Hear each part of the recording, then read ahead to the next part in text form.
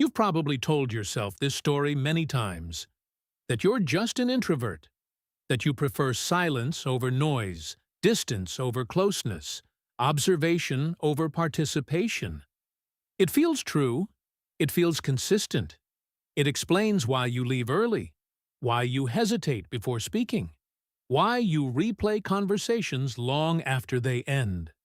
And for a while, that explanation is comforting.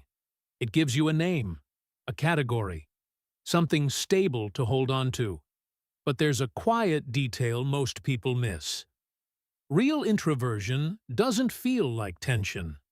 It doesn't feel like fear sitting just beneath the surface. It doesn't feel like wanting to speak, but stopping yourself at the last second.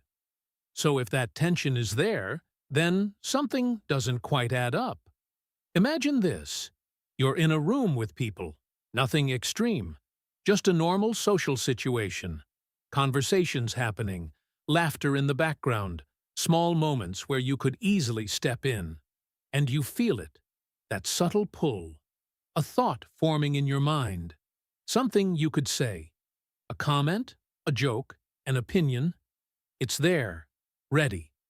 But then something interrupts it. A second thought. What if it sounds stupid? What if they don't react the way you expect? What if it reveals too much about you? And suddenly, the moment passes. Someone else speaks. The conversation moves on, and you stay quiet.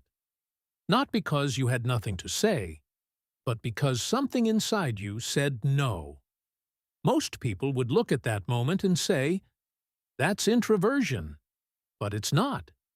Introversion is about energy. It's about how you recharge, not how you hide. An introvert might prefer smaller groups, deeper conversations, more time alone, but they don't feel blocked from expressing themselves when they want to.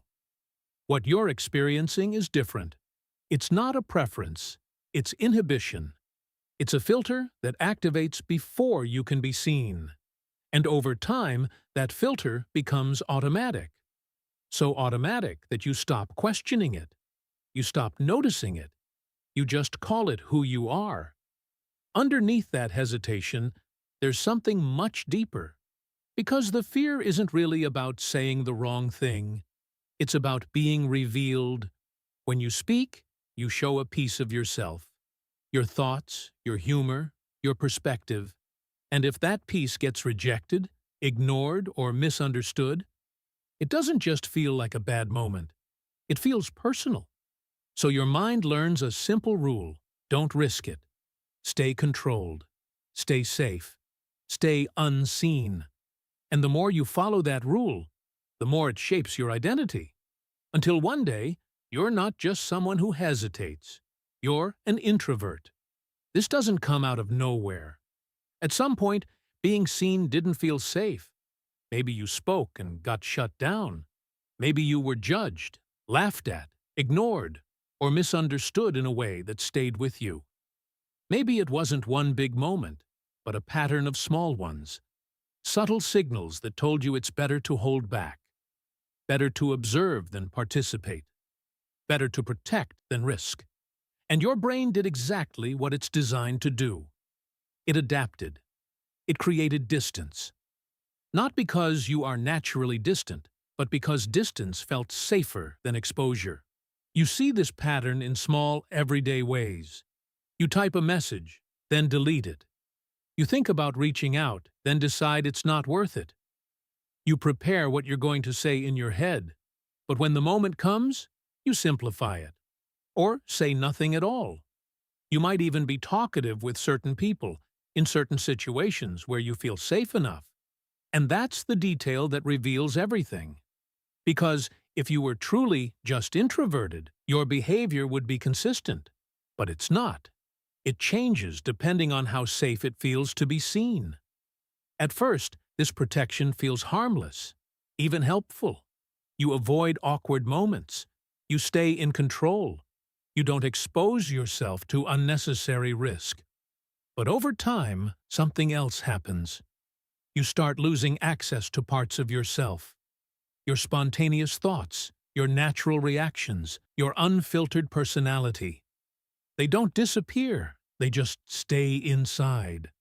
And the more they stay inside, the harder it becomes to access them at all. So your world gets smaller, not because you want it to, but because you've trained yourself to stay within safe limits. Here's the part most people don't realize. The more you hide, the more unnatural being seen starts to feel. And the more unnatural it feels, the more you interpret that discomfort as proof that you're an introvert.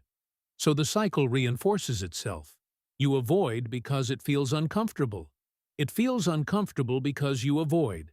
And slowly, what started as protection turns into identity. You don't just act this way, you believe this is who you are, but it isn't. It's a pattern. And patterns can change. If you've ever felt like there's more you want to say, more you want to express, more of yourself that never quite makes it out, that's not introversion. That's suppression.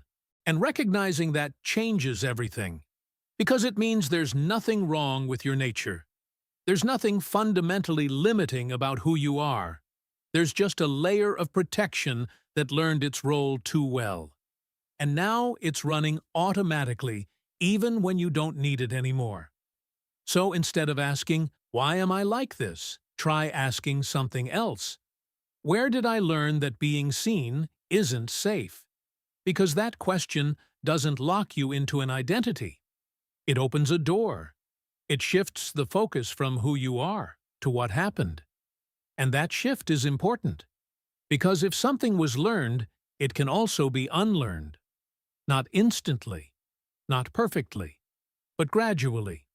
In small moments, where you choose to speak anyway, to show up anyway, to be seen, even if it feels uncomfortable. Maybe you are an introvert, or maybe you've just been protecting yourself for so long that it feels like the same thing. But those are not equal. One is a preference. The other is a response. And if you can tell the difference, even slightly, you start to reclaim something. Not confidence, not perfection, just access. Access to the parts of you that have been waiting behind that filter. And once you notice them, it becomes harder to ignore them again.